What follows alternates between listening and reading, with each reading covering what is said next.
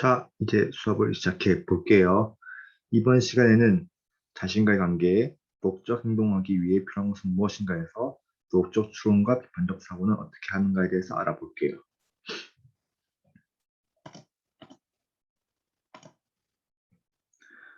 우리 이제 앞선 시간에 도덕적 추론의 과정에 대해서 배웠죠. 사실 판단, 가치 판단, 도덕 판단에 대해서 배웠는데 한 번 더 정리하고 도덕적 추론의 과정에 대해서 좀 더 구체적으로 알아보도록 할게요. 다음으로 그 뒤에 비판적 사고를 통해 사실 판단과 도덕 원리를 검토하는 것에 대해서 알아보겠습니다. 사실 판단이란 참과 거짓을 명확하게 구분할 수 있는 판단인 거죠. 그에 반해서 가치 판단이란 가치관에 따라 판단의 결과가 달라질 수 있으므로 참과 거짓을 명확하게 구분하기 힘들다고 합니다. 중요한 건 이제 도덕 판단이겠죠. 도덕 판단이란 가치 판단 가운데 도덕과 관련된 판단으로 중요하죠. 어떤 사람의 인격이나 행위에 대해 도덕적인 관점에서 내리는 판단이에요. 예를 들어서 이동욱 쌤이 쓰레기를 줍는 것에 대해서 그런 행동이 옳다, 아니다, 그르다. 그리고 거짓말을 해서는 안 된다. 진실만은 말해야 된다. 즉 상대방에게 해야 된다, 하지 말아야 된다는 것도 일종의 도덕 판단이죠. 도덕적으로 이건 해야 된다, 도덕적으로 이거는 하지 말아야 된다. 맞죠? 또 따라서 어떤 행동을 했을 때 이거에 대해서 착하다, 나쁘다, 선하다, 악하다. 사람에 대해서 판단하거나 행위에 대해서 판단을 내리는 것도 도덕 판단이겠죠. 알겠죠? 이 이야기를 왜 하냐면은 쌤이 저번 시간에 도덕 판단에 대해서 너무 추상적으로 얘기한 것 같아서 옳다, 그르다, 뭐뭐를 해야 된다, 뭐뭐를 해서 안 된다. 도덕적으로 뭘 해서 해야 된다, 도덕적으로 어떤 걸 해서 안 된다. 쌤이 예를 들었죠. 거짓말이라든가 약속을 지키는 거라든가 그렇죠. 착하다, 나쁘다, 선하다, 악하다 등등이 있습니다. 그러니까 중요한 것은 사실 판단이 뭔지 구분할 수 있어야 되고요. 그 다음에 도덕 판단에 대해서도 구체적으로 알고 있어야 됩니다. 알겠죠? 다음 도덕 원리. 모든 사람이나 어떤 종류의 행위 전체에 대해서 평가하는 도덕 판단이에요. 도덕적 문제 상황에서 도덕 판단을 이끌어내는 전제이자 기준이죠. 우리 사회에서 많은 도덕 판단들이 있을 건데 그 중에서 그러니까 예를 들어서 학생은 수업에 참여해야 된다. 학생은 거짓말하면 안 된다. 라거나 학생은 줄을 지켜야 한다. 이런 식으로 개별적인 판단들이 있겠죠. 좀 더 상위적인 게 어떻게 모든 사람을 정리할 수 있는 게 모든 사람은 거짓말해서 안 된다라거나 모든 규칙은 지켜야 한다라거나 그렇죠? 즉 한 명 한 명에게 해당되는 것이 아니라 전체에 해당되는 것이죠. 또 두 가지 도덕 판단이 있을 때 좀 더 상위의 도덕 판단이 또 원리가 될 수 있습니다. 알겠죠? 자, 좀 더 자세히 알아보면은 지금 36페이지라고 있죠. 교과서 매일 제일 아래 36페이지 아래 세 번째 보면은 예를 들어서 어려움에 부닥친 사람을 돕는 것은 옳다라는 도덕 원리를 기준으로 길을 모르는 사람을 돕는 것은 옳다라는 도덕 판단을 낼 수 있다는 거예요. 즉, 두 가지 어려움에 부닥친 사람을 돕는 행동은 옳다라는 도덕 판단과 길을 모르는 사람을 돕는 것은 옳다는 도덕 판단 중에서 어려움에 부닥친 사람을 돕는 것이 좀 더 상위 개념이죠. 따라서 이런 앞에 말한 어려움에 부닥친 사람을 돕는 행동은 옳다는 것이 도덕 원리가 된다는 겁니다. 다음으로 넘어가 볼게요. 네. 사실 판단, 가치 판단, 도덕 판단을 꼭 알아두시길 바랍니다.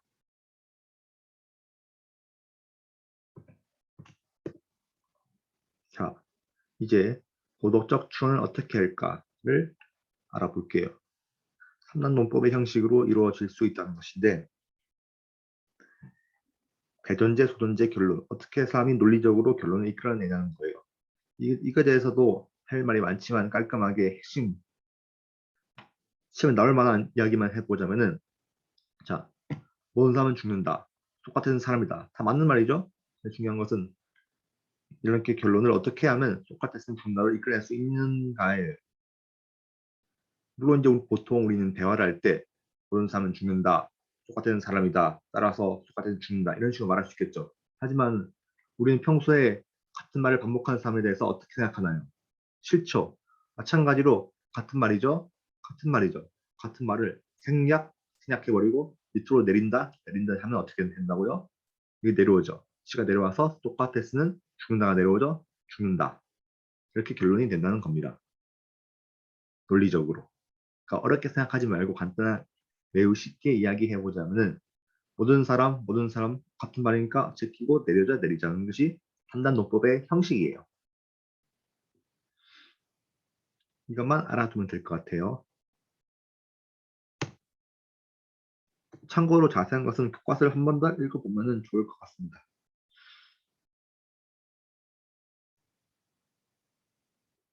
사실은 이제 뒤에 배우겠지만 이제 이런 대전제가 도덕 원리, 후전제가 사실 판단, 결론이 도덕 판단이 돼요. 자, 맞죠? 두 번째, 도덕 원리와 사실 판단을 찾고 나서 그것을 근거로 해서 올바른 도덕 판단을 도출해야 한다고 합니다.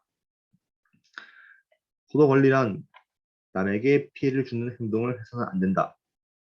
뭘 해야 된다? 해서는 안 된다. 이것도 도덕 원리가 되겠죠?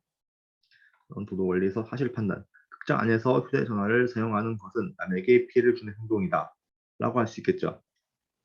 자, 이런 도덕 판단이 어떻게 나온다고요? 만약에 이게 없을 경우에 만약에 시험 문제 이렇게 나왔다. 이게 B였다. 그러면은 자, 남에게 피해를 주는 행동. 남에게 피해를 주는 행동 똑같죠? 그럼 어떻게 하라고요? 앞에 배웠죠? 없애라고요. 그래서 없애고 내려오고 그럼 도덕 판단이 뭐가 된다고요? 극장 안에서 휴대전화를 사용하는 것은 안 된다. 안 된다죠. 그렇죠? 따라서 우리는 이제 어떤 사람의 도덕 판단에 대해서 도덕 원리와 사실 판단을 빠르게 찾고 나서 그것을 근거로 해서 올바른 도덕 판단을 도출해야 돼요. 생각해보기 38페이지 한번 해볼까요? 도덕 판단을 한번 써보는 겁니다. 그러니까 시험 문제가 38페이지나 39페이지 같은 형식으로 나올 수가 있겠죠.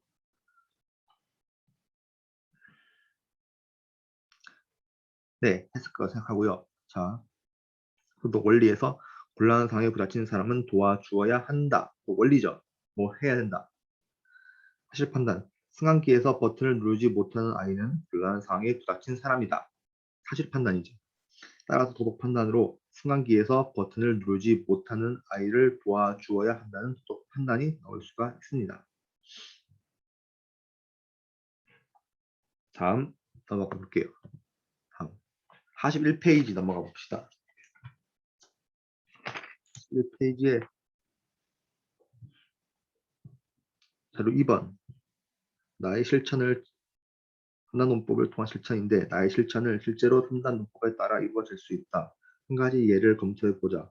만약 내가 높은 체지방 수치를 건강에 이롭지 않고 운동을 통해서 이를 낮춰야 한다. 라는 의사협정을 받아들이고 믿는다면 다음과 같은 추론을 받아들일 것이다. 높은 체지방 수치를 낮추는 것이 건강에 이롭다. 운동을 하면 체지방 수치를 낮출 수 있다. 자, 같은 것이 뭘까요? 체지방 수치를 낮출 수 있다는 거죠. 높은 체지방 수치를 낮출 수 있다. 이게 사라지고 남는 것은 뭘까요?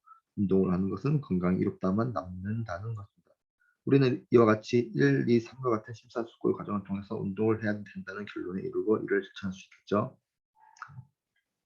자, 예를 들어서 나는 군것질을 줄여야 한다는 3단 논법을 통해 표현해 보자는 거예요.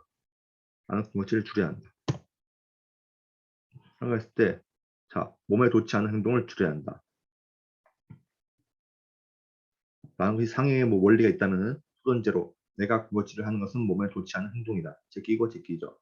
다음 남는 것은 결론. 나는 군것질을 줄여야 한다는 것입니다. 다시 돌아가서 38페이지. 도덕 원리와 사실 판단의 생략. 일상생활에서는 종종 도덕 원리나 사실 판단을 생각하는데 올바른 도덕적 추론을 하려면 생각된 것을 찾아낼 수 있어야 돼요. 이런 부분이 시험에 많이 나오겠죠. 따라서 여기에 별표 하나 치고요. 여기에도 별표 하나 쳐야겠죠. 생각된 것을 찾아보라는 시험도 충분히 나올 수가 있습니다. 38페이지에 자, 교과서 한번 읽어볼게요. 우리는 일상생활에서 도덕적 추론할 때 종종 도덕 원리나 사실 판단을 생략합니다. 예를 들어서 철수는 친구에게 욕을 해서 상처를 줘. 철수가 친구에게 욕을 하는 것은 옳지 않아. 라는 말을 도덕적 추론의 형식으로 바꾸면 다음과 같은 도덕 원리를 생각했다는 것을 할 수 있죠. 친구에게 상처를 주는 것은 옳지 않다가 생각되어 있는 거죠. 이 위에는. 따라서 위에서는 철수가 친구에게 욕을 하는 것은 친구에게 상처를 주는 것이다 라는 말만 나왔죠. 사실 판단으로. 따라서 철수가 친구에게 욕을 하는 것은 옳지 않다 라는 게 나왔죠. 그래서 이렇게 이거 사실 판단과 도덕 판단을 통해서 우리는 도덕 원리를 추론할 수 있어야 돼요. 이게 중요하고 시험에도 많이 나온다는 겁니다. 마찬가지로 자 교과서를 계속 읽어볼게요. 사실 판단을 생략할 수도 있다. 예를 들어 쓰레기를 분류 배출하지 않는 것은 옳지 않아. 왜냐하면 환경을 더럽히는 것은 옳지 않기 때문이야. 라는 말을 도적 추론의 형식으로 바꾸면 다음과 같이 사실 판단을 생략했다는 것을 할 수 있다. 자, 도덕 원리. 환경을 더럽히는 것은 옳지 않다. 라는 것은 위에 나와 있죠. 반면 사실 판단, 쓰레기를 분류 배출하지 않는 것은 환경을 더럽히다가 생략되어 있는 거죠. 따라서 도덕 판단으로 쓰레기를 분류 배출하는 것은 옳지 않다라는 도덕 판단은 나왔고요. 따라서 이렇게 도덕 원리와 도덕 판단을 통해서 사실 판단을 도출해낼 수 있어야 합니다. 이게 찾는 것이 매우 중요하고요. 이걸 위해서 우리가 앞에 우리가 이렇게 어려워 보이는 선단논법 얘기하는 거예요. 그러니까 이것만 있고 이것만 있으면 생각된 게 이게 생각되겠구나를 해서 적구나. 그렇죠? 그래서 이것만 없을 경우에 이게 결론이 없었구나. 그러면 이 A가 여기 있겠구나 하고 C가 여기 있는데 C는 여기 없네. 그럼 C가 여기 있겠구나를 추론해서 적어줘야 한다는 것입니다. 어렵죠? 어려워서 시험에 많이 나올 수 있을 것 같아요. 39페이지 한번 볼까요? 39페이지. 나 한번 적어봅시다.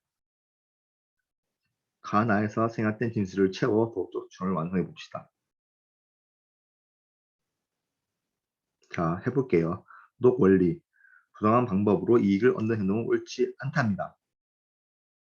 사실 판단의 부당한 방법으로 이익을 얻는 행동이 있죠. 그래서 위에 적어줘야겠고 도덕 원리에. 그래서 도덕 판단으로 옳지 않다 나와 있으니까 도덕 원리에 옳지 않다가 나와 있겠죠. 그래서 강은 이거고 나는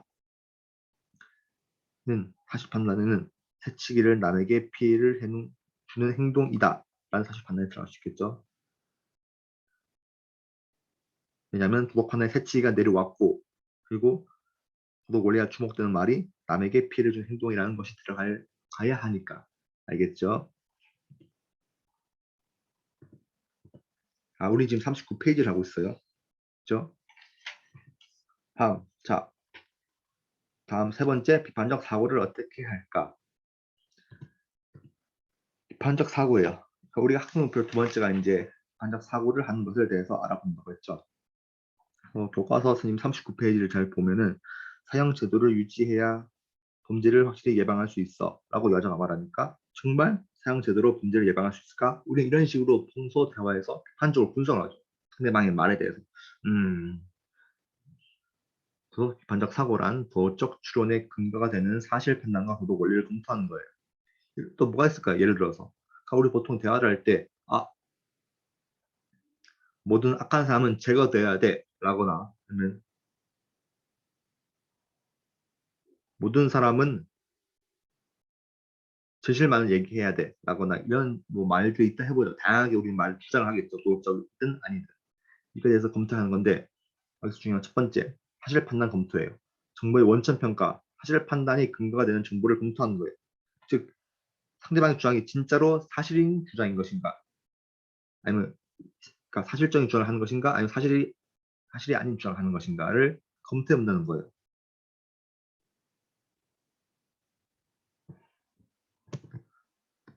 제가 앞서서 39페이지의 중간에 볼게요. 정보의 원천 평가에 들어가기 앞서서 일단 오른쪽에 비판적 사고에 대해서 사실 판단 검토, 도덕 원리 검토 이렇게 그림이 보이죠. 39페이지에 일단은 거기에 별표 하나를 칩시다. 정보의 원천 평가, 사실 판단을 검토하려면 그 근거가 되는 정보를 어느 정도까지 믿을 수 있는지 평가해야 합니다. 이를 정보 원천 평가라고 해요. 예를 들어서 위 대화의 여학생과 같이 도덕적 추론을 하였다면 사형 제도의 범죄 예방 효과에 관한 정보가 참인지 확인해야 올바른 도덕적 추론으로 인정될 수 있겠죠. 진짜로 그게 효과가 있는지 사실적으로 판단해야 된다는 겁니다. 다음 두 번째가 진짜 중요한 게 도덕 원리 검사예요. 여기 별표 2개 치고요. 여기 이제 여러분들 이제 도덕을 왜 배운지에 대해서 핵심도 들어가 있을 뿐만 아니라 매우 중요한 내용입니다. 우리 이런 식으로 도덕 원리를 검토해 봐야 돼요. 이런 도덕 원리 검사에 원래 4가지 있는데 여러분들에서 2가지만 알아보겠습니다. 역할 교환 검사와 보편화 결과 검사예요. 역할 교환 검사란 도덕 원리를 받아들일 수 있는지 상대방의 처지에서 생각해 보는 거예요. 즉 역할 교환 검사란 말 그대로 상대방과 입장을 바꿔서 생각해 봄으로써 상대방의 말이 빠르죠. 그러니까 상대방과 입장을 바꿔서 생각해 봄으로써 역지사지 자세로, 그렇죠? 상대방과 입장을 바꿔서 생각해 봄으로써 상대방의 처지를 생각해 보는 거예요. 이게 뭔지는 구체적으로 뒤에서 배워야 할게요. 두 번째, 보편화 결과 검사예요. 보편화 결과 검사란 도덕 원리를 모든 사람이 채택한다면 결과를 받아들일 수 있을지 없을지 생각해 보는 거예요. 그러니까 선생님이 예를 들어서 자 승리를 하기 위해서라면 경기 규칙을 어겨도 좋다라는 말을 누가 주장한다고 해보자고요. 이거에 대해서 그러면 어떻게 될까요? 자 승리를 하기 위해서라면 경기 규칙을 어겨도 좋다라는 말에 대해서 1. 역할 교환 검사 일정을 바꿔서 다른 학생들도 승리를 위해서 규칙을 어긴다면 받아들일 수 있겠니? 라고 입장을 바꿔서 생각해보도록 유도하는 거죠. 질문을 던지는 거죠. 이러한 도덕 원리를 받아줄 수 있느냐? 역시 역할 교환 검사고요. 두 번째, 보편화 결과 검사. 말이 어렵죠. 보편화. 보편화란 넓게 생각해보는 거예요. 모두 그 사람의 주장이 사회적으로 전체적으로 확장되었을 때 어떤 결과를 추구할까 생각해보는 거예요. 즉 모든 사람이 승리를 위해 규칙을 어긴다면 이를 받아들일 수 있는가? 그러니까 여기서는 내가 승리를 하기 위해서 경기 규칙을 어겨도 좋다고 생각하고 있다면 자, 이걸 확장시켜봐서 모든 사람이 승리를 위해서 규칙을 어긴다면 이를 받아들일 수 있겠니? 또는 모든 사람이 이기기 위해 규칙을 어기는 사회를 받아들일 수 있는가? 라고 질문을 해볼 수 있는 거죠. 이런 것이 뭐다? 도덕 원리 검사 중에서 역할 교환 검사, 보편화 결과 검사예요. 꼭 알아두시길 바라고요. 즉 우리는 그러니까 이런 식으로 비판적 사고, 상대방의 사고, 또 추론을 검토해 볼 때 첫 번째 사실 판단을 바탕으로 검토를 하고요. 정보의 원천이 진실인가 거짓인가를 평가하고 두 번째 도덕 원리 검사에서 역할 교환 검사, 보편화 결과 검사를 하는 겁니다. 자, 페이지 40페이지 생각 기르기 활동을 한번 해볼게요. 매우 중요합니다. 자, 윤진은 화장을 하고 왔네. 화장을 진하게 하면 우리 학교 교칙에 어긋나는 건 아니야? A. 너는 잘 모르는구나. 내 주변 아이들을 보았는데 요즘은 많은 학생들이 이렇게 하고 다녀. 그러니까 교칙을 어겨도 괜찮아. 라고 은지가 주장하고 있죠. 그러면 은지의 도덕적 추론 과정을 완성해 봅시다. 이건 더 앞에 배운 거죠. 도덕 원리. 많은 학생이 어기는 교칙은 어겨도 된다. 사실 판단. 진하게 화장하지 말라는 교칙은 많은 학생이 어기는 교칙이다. 그러니까 우리는 이런 식으로 은진의 길게 나온 주장에 대해서 이런 식으로 이상한 도덕 원리는 뭔지, 사실 판단 뭔지를 딱 우리는 분석할 수 있어야 돼요. 이게 매우 중요하고 시험에는 나올 수 있겠죠. 따라서 이렇게 긴 글을 사실 판단과 도덕 원리로 분류해보고 아니면 도덕 판단, 진하게 화장하지 말라는 교칙은 어겨도 된다라는 말이 들어갈 수 있겠죠. 왜? 자,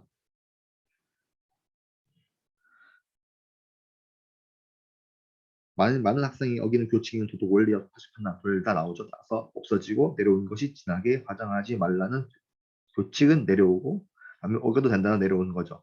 따라서 은지는 진하게 화장하지 말라는 교칙은 어겨도 된다는 말이 내려온 거고 하늘 주장하는 거고 이게 돼서 비판적 사고 관점에서 은지의 도덕적 추론 과정의 문제점을 한번 써봅시다. 다시 판단의 문제점 쌤이 해볼게요. 은지가 자신의 주변 아이들만 보고 많은 학생들이 진하게 화장한다고 판단하는 것은 잘못되었다. 그렇죠? 그러니까 사실 판단적으로 진짜로 주위 학생들이 전부 다 화장을 하고 다니는지 화장을 진하게 하는지 아닌지는 사실적으로 판단을 해서 문제점을 찾을 수 있겠죠. 그러니까 주위에가 그런 아이들만 있으니까 모든 학생들이 화장을 진하게 한다고 판단할 수 있겠죠. 그래서 이 판단 잘못된 판단이라고 비판할 수 있을 거고요. 이게 정보의 원천 판단이죠. 정보의 원천 평가하고요. 다음, 도덕 원리 문제점. 모든 학생이 은지의 도덕 원리를 채택해 교칙을 어긴다면 학교 질서가 무너질 것이므로 그 결과를 받아들일 수 없을 것이다. 그렇죠? 여기서 나온 도덕 원리 문점을 비판하는 것은 변화 결과 검사로 이런 걸 활용해 보는 것이죠. 자, 생각 모으기 활동 한번 해볼게요. 40페이지. 가치 판단은 객관적인 근거로 판단 내용의 참과 거짓을 명확하게 구분할 수 있다. OX, X죠.